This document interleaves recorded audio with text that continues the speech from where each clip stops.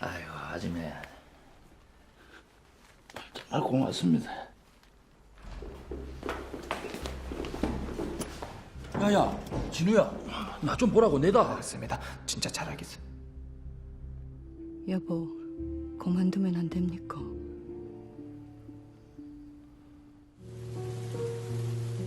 Halo Sobat Segar, dimanapun kalian berada, gimana kabarnya hari ini? Bang Bejo doakan kalian semua selalu dalam keadaan yang terbaik ya. Mungkin sebagian dari kalian ada yang pernah merasakan kegagalan dalam menghadapi alur kehidupan ini. Ya nggak apa-apa, istirahat sejenak boleh. Tapi jangan pernah menyerah dalam keadaan ya. Harapan akan selalu ada dan masa depan gak akan pernah hilang. Asal kita mau terus berusaha dan berdoa. Dan yakinlah Tuhan akan terus membimbing kita untuk meraih kesuksesan yang sedang kita tuju. Kali ini Bang Bejo bakal bawain sebuah alur film yang berjudul The Attorney tahun 2013. Dimana tuh film ini berdasarkan kisah nyata guys, dari Presiden Korea Selatan yang bernama Roh Moo-hyun. Yang sebelum menjadi presiden ia kerja jadi kuli, sampai kemudian mampu menjadi pengacara yang selalu membela orang-orang yang tak mendapatkan keadilan. Mantap gak tuh, dari kuli jadi presiden? Gak ada yang gak mungkin ya Sobat Segar. Jadi tetap semangat ya buat kamu yang lagi berjuang. Selamat nonton dan selamat beristirahat.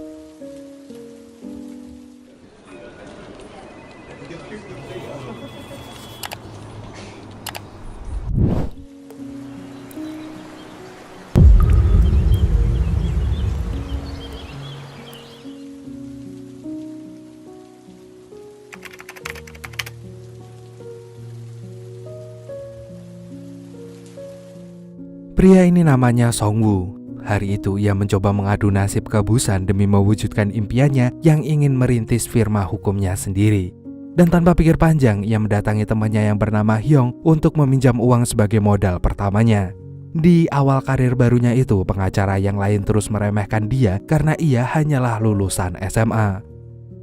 Untuk mengawali usaha firma hukumnya itu, ia mencetak kartu nama sebanyak-banyaknya dan tanpa malu sedikit pun ia mendatangi calon kliennya dengan memberikan kartu namanya itu pada semua orang. Bahkan Song-woo nekat melakukan promosi langsung pada para crazy rich yang ia temui. Saat sedang menghadiri acara pertemuan asosiasi pengacara, Song-woo lagi-lagi dibully sama pengacara yang lain karena hanya lulusan SMA aja. Bahkan caranya menawarkan kartu nama di semua tempat dianggap menjadi aib bagi profesi pengacara. Gak lama kemudian Hyung pun datang dan langsung memperkenalkan Song-woo. Dan betapa terkejutnya mereka saat pengacara yang mereka bicarakan ada di depan mereka dan mendengar semua obrolan mereka tadi. 송우석입니다. 부동산 등기국에 찾아라. Berkat kerja keras dan keberaniannya mempromosikan diri, kini Song-woo telah dikenal sebagai pengacara bidang properti dan firma hukumnya itu memiliki banyak klien sekarang. Karena sudah kewalahan, akhirnya ia merekrut seorang pengacara bernama Park Dong-dong. Melihat ramainya klien, Park Dong pun langsung mulai bekerja saat itu juga dengan gaji sebesar 500.000 won atau sekitar 5,9 juta rupiah per bulan. Dan sesaat setelah Song-woo pulang ke rumahnya yang sempit dan banyak tikus itu, Song-woo memamerkan ke istrinya kalau hari ini ia berhasil membawa sekarung uang.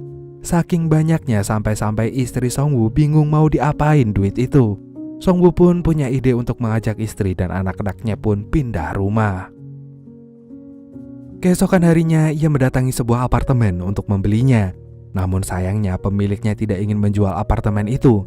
Namun Song-woo tetap ngotot ingin membeli apartemen tersebut. Bahkan Song-woo pun menawarkan harga yang cukup tinggi hingga 25 juta won atau sekitar 296 juta rupiah. Dan akhirnya sang pemilik rumah pun sepakat untuk menjualnya pada Song-woo.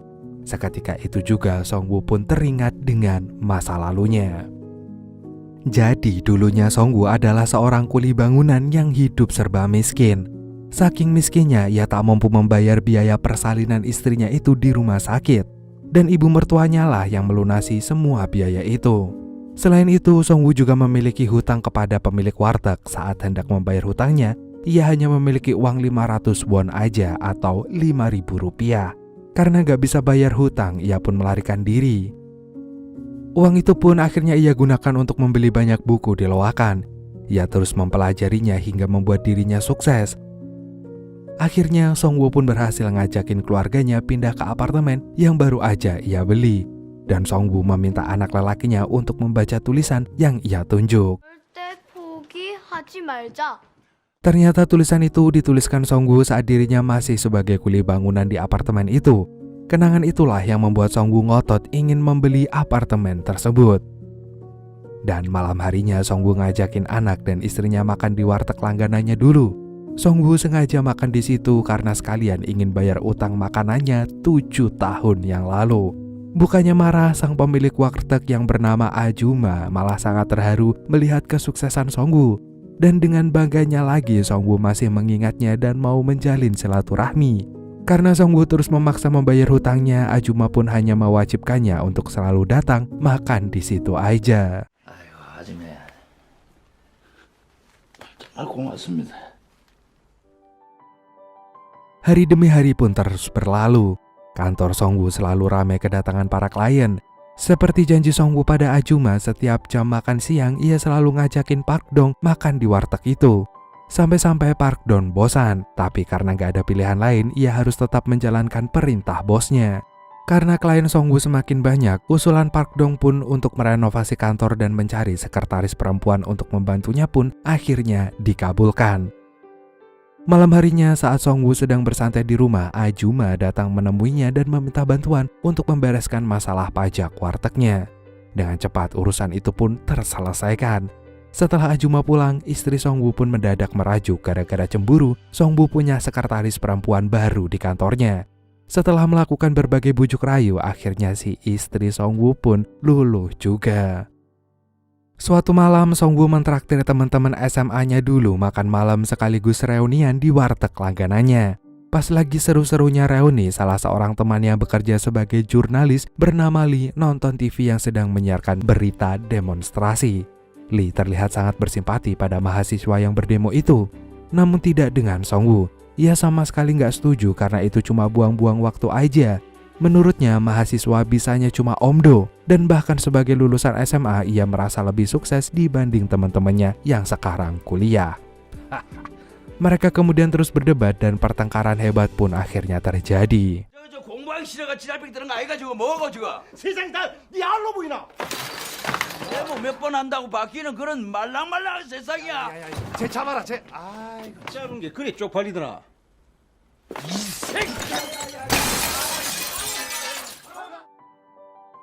Setelah berdamai, mereka semua pun pulang. Ajuma buru-buru mengobati Songwoo sambil ceramah 7 menit.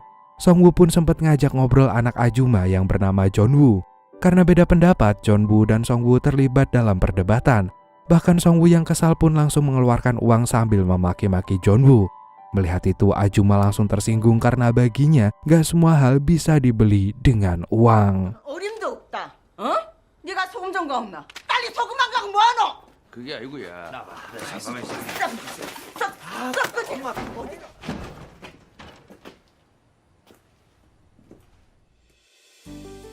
Berhari-hari kemudian pendapatan Songwoo mulai menurun karena para pengacara Busan mulai membuka jasa hukum seperti Songwoo.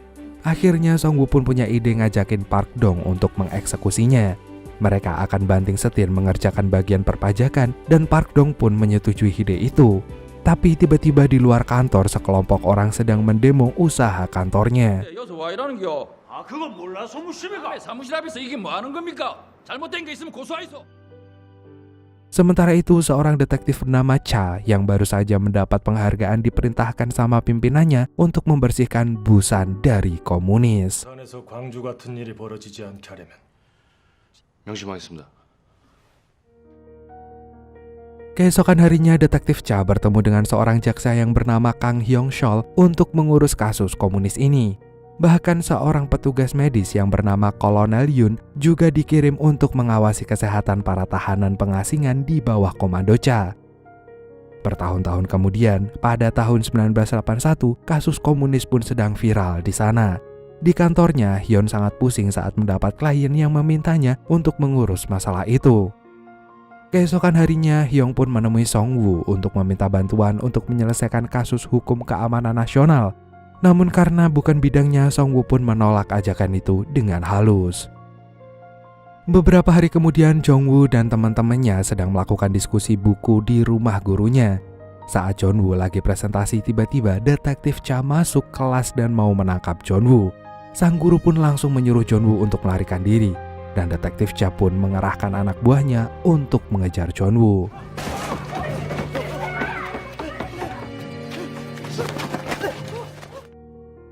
Sementara itu, Ajuma menunggu Jongwoo yang gak kunjung pulang-pulang. Saking khawatirnya, Ajuma terus mencari Jongwoo bahkan sampai menutup wartegnya berbulan-bulan. Di sisi lain, kini Songwoo dikenal sebagai pengacara bidang pajak sampai-sampai Lee Chang-jun dari Haidong Konstruksi diminta atasannya untuk menemui Songwoo dan memintanya untuk ngurus pajak perusahaannya. Haidong Konstruksi sendiri adalah perusahaan yang masuk dalam 10 besar.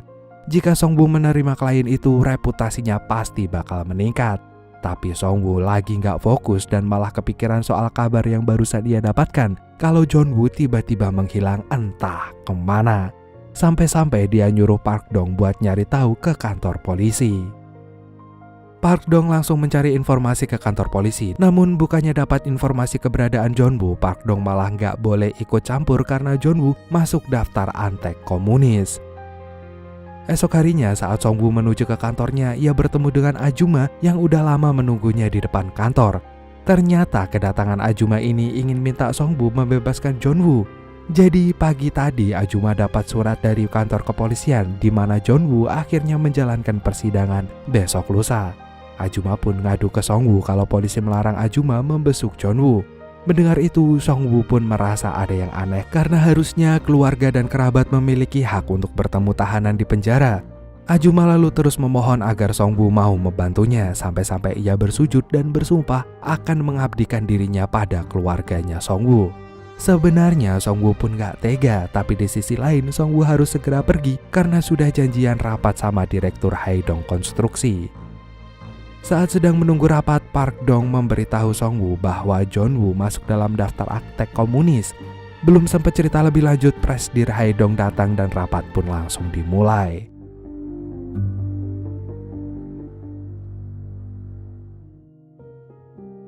Karena terus kepikiran, selesai rapat, Songwoo pun langsung mencari alamat Ajuma.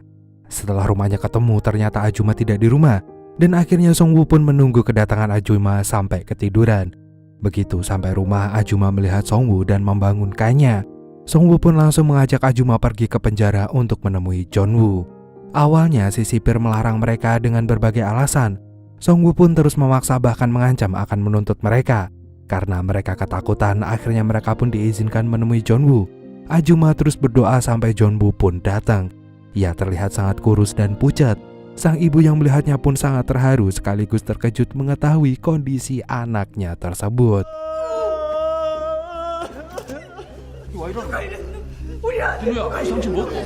네가 이랬지. 네놈이 이랬지. 맞네, 맞았나? 어? 어?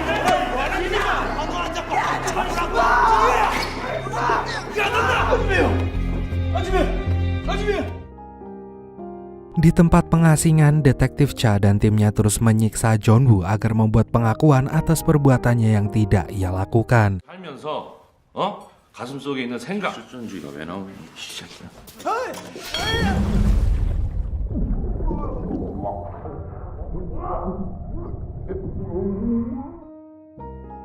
Gak lama kemudian Kolonel Yun diminta untuk ngecek Jongwoo yang pingsan.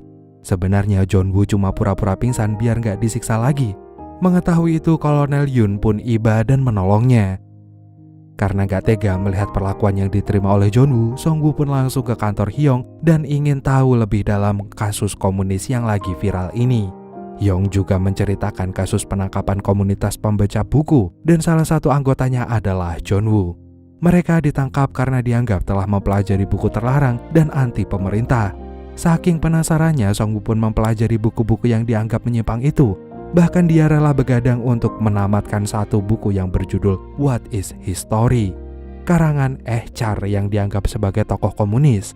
Setelah selesai membaca semua buku itu, paginya Songwoo buru-buru ke rumah Hyong dan siap menjadi pengacara untuk membebaskan anggota komunitas buku yang dianggapnya nggak bersalah itu. Dia yakin buku-buku itu nggak ada sangkut pautnya sama ideologi komunis. Di persidangan, Songbu melihat sejumlah pelanggaran terhadap konstitusi Korea Selatan. Namun jaksa dan hakim membantah dan menerangkan bahwa hukum normal tidak berlaku dalam kasus keamanan nasional. Namun Songbu berhasil dengan tegas menyebutkan pasal-pasal yang seharusnya mereka patuhi sebelum persidangan dimulai. Karena mereka udah kena skak, hakim pun gak bisa ngelak dan mematuhi aturan sebelum sidang. Setelah sidang pertama selesai, Songbu diceramahi oleh ketua timnya. Songbu gak peduli dan ia meyakini data-data yang ia peroleh dari penyelidiknya itu benar adanya. Songbu pun sadar bahwa pengakuan para siswa diperoleh melalui penyiksaan, sehingga ia bersikeras untuk tetap membela Jeonbu dan gak mau pasrah dalam keadaan. Di persidangan berikutnya, jaksa memulai dengan argumen bahwa para siswa ini mempelajari sebuah buku berjudul What is History yang diterbitkan oleh HR. Sebagai tanggapan, Songbu mendapat catatan dari konsulat Inggris yang menyatakan bahwa HR ini adalah duta besar Inggris, bukan seorang ideologi komunis. Bahkan buku-buku yang disebut itu merupakan buku yang dianjurkan untuk dibaca oleh masyarakat Korea Selatan dan buku itu juga direkomendasikan oleh Universitas Nasional Seoul. 변호인은 역사란 무엇인가를 이 책들이 불온서적이면은 트리 감정처럼 이 사건은 온통 엉터리로 가득 차 있습니다. 지들 공부한 거 양여러가 나눠주고. Selesai persidangan, Songbu menemui Jeonwoo dan Songbu pun langsung bertanya siapa yang memukulinya dan di mana tempatnya. Jeonwoo pun memberitahu kalau itu semua merupakan perbuatan Direktur Cha dan juga manajer Yoon. Songbu langsung mencari keberadaan mereka sesuai dengan ciri-ciri orang dan lokasi yang dijelaskan oleh Jeonwoo. Setelah pencarian yang cukup panjang, akhirnya Songbu berhasil menemukan lokasi dan tongkat besi yang digunakan untuk mukulin Jeonwoo. Songbu pun sangat sedih mengetahui kenyataan adanya penyiksaan itu. Saat dia mau keluar gedung, tiba-tiba Komandan Cha mempergokinya dan langsung memukulinya sampai keluar gedung. Komandan Cha terus menceramahi Songbu dan menyuruhnya untuk pulang. Pada persidangan berikutnya, hakim memberi kesempatan pada Songbu untuk memulai. Ia langsung mengajukan beberapa pertanyaan pada Jeonwoo, mulai dari perkara pemberian makan yang ternyata tidak teratur dan bahkan ia harus terus disiksa agar Jeonwoo menuliskan kesaksiannya. 다시 쓸까?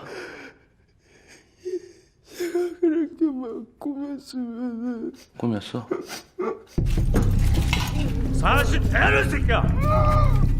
Untuk merespon itu, Songbu sangat yakin Jeonwoo dan siswa lainnya tidak bersalah. Justru para aparatlah yang melanggar hukum karena menyiksa warga sipil yang gak bersalah. Karena jaksa gak terima, ia pun mengancam Songbu akan dikeluarkan dari ruang sidang. Namun bukannya takut, Songbu terus mengajukan pertanyaan pada Jeonwoo dan ia pun menceritakan lagi apa yang mereka lakukan di ruangan pengasingan itu.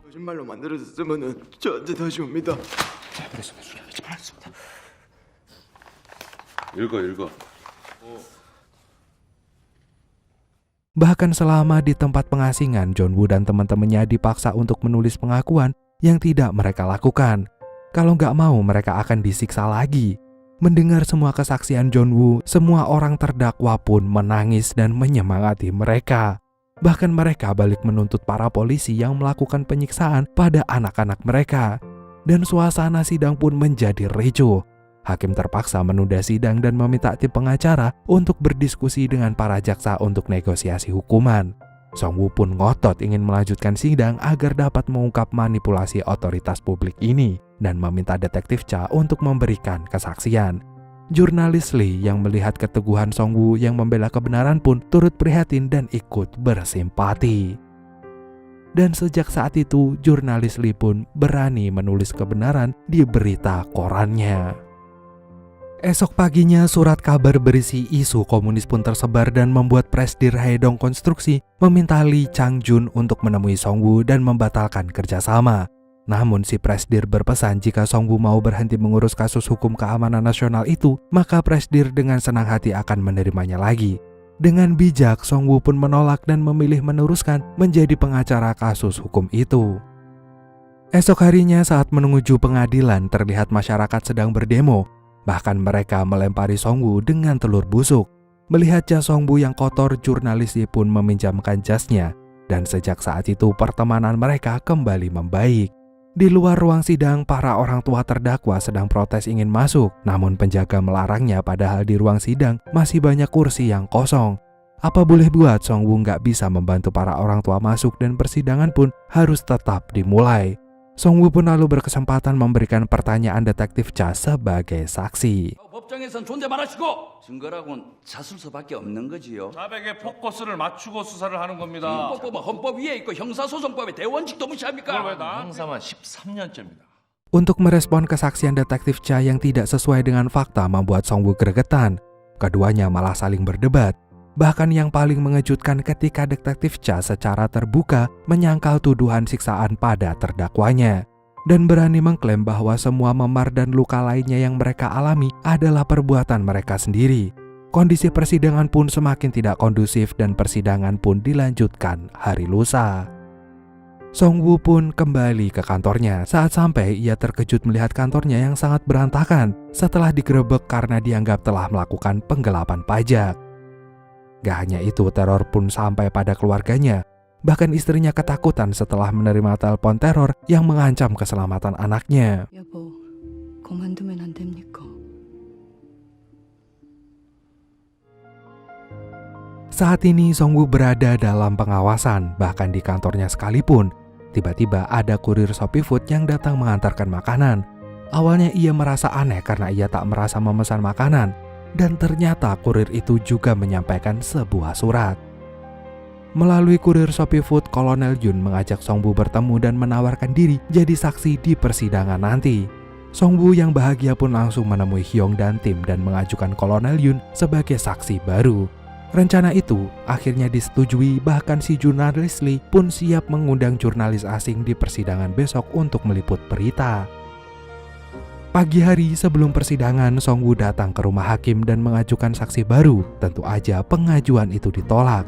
Songwoo pun mengancam akan melakukan konferensi pers yang akan dihadiri berbagai wartawan dari luar negeri untuk meliputnya jika hakim gak mau mengabulkan permintaan itu.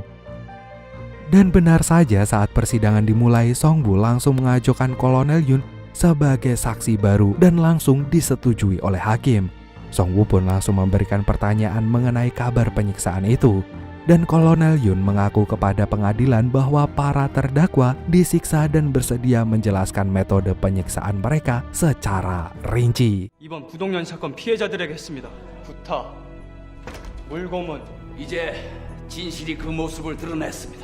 고문으로 조작된 인권 유린 사건이지. 인들의 무죄를 주장하는 바입니다. Namun, Cha segera melaporkan situasi tersebut pada pimpinannya dan mereka dapat menjebak Kolonel Yun yang dianggap bolos kerja, sehingga hakim membatalkan kesaksiannya dan mengirimnya ke penjara. 증언 삭제하시오. 규정 취소하십시오. 조일수. 규정 재판입니까? 유조일. 바닥으로 하소를 가려라.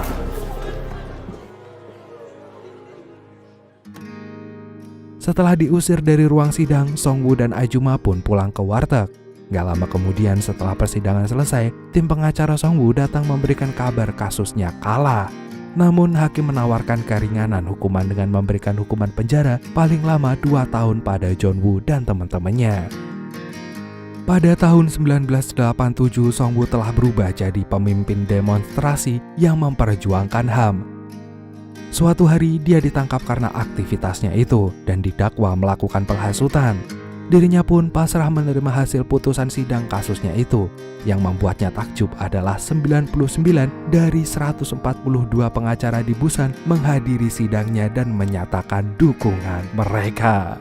김성국, 최정호, 김대희, 정경식, 이남일, 윤여신, 조성태, 김광호, 이병조.